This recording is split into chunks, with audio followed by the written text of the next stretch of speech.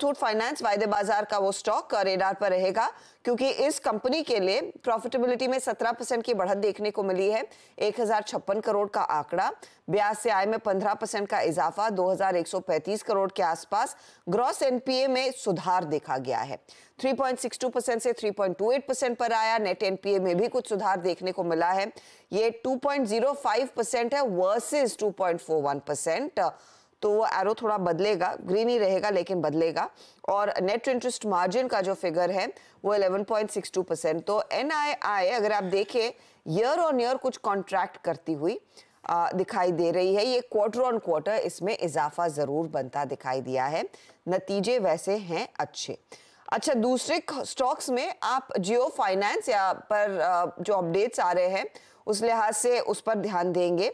Basically इन्होंने अपना जियो finance का एक ऐप का बीटा वर्जन लॉन्च कर दिया है। बेसिकली अब टेस्टिंग फेज में रहेंगे और उस टेस्टिंग फेज में कुछ लोगों को प्रिविलेज मिलेगा इसे ट्राई आउट करने का।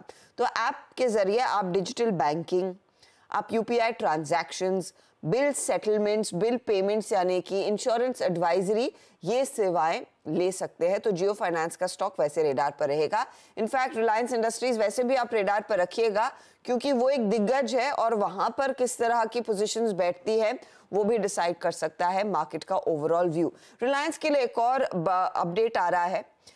टाइम मैगजीन, टाइम की 100 सबसे प्रभावशाली कंपनियों में रिलायंस इंडस्ट्रीज का नाम शामिल हुआ है।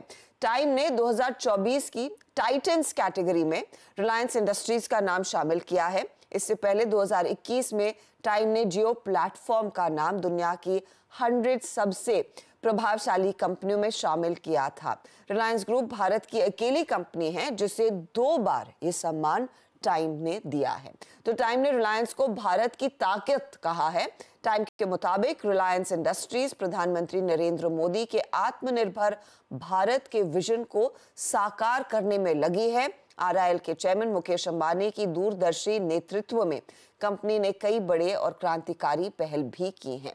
इसमें डिजिटल क्षेत्र में जियो के योगदान का भी सहारा कहा गया है। इसके अलावा दुनिया के सिंगल लोकेशन में सबसे बड़ी रिफाइनिंग कॉम्प्लेक्स का भी जिक्र हुआ है। टाइम ने मुकेश अंबानी को बड़े कामों के में रिलायंस रिटेल के काम की भी तारीफ की है।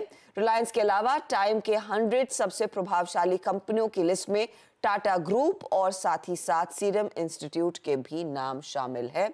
तो उस लिहाज से भारत का वर्चस्व इन कॉर्पोरेट्स के जरिए बढ़ता दिखाई दे रहा है ग्लोबल मंच पर भी। चलिए लेंगे एक ब्रेक के बाद ऑफ कोर्स कुछ और खबरें हैं जिस पर नजरें रहेंगी। आज कुछ डेटा पॉइंट्स, इवेंट्स और कमोडिटी मार्केट्स के लिए क्या ट्रेड बनेगा उस पर भी एक चेक लेकर आएंगे।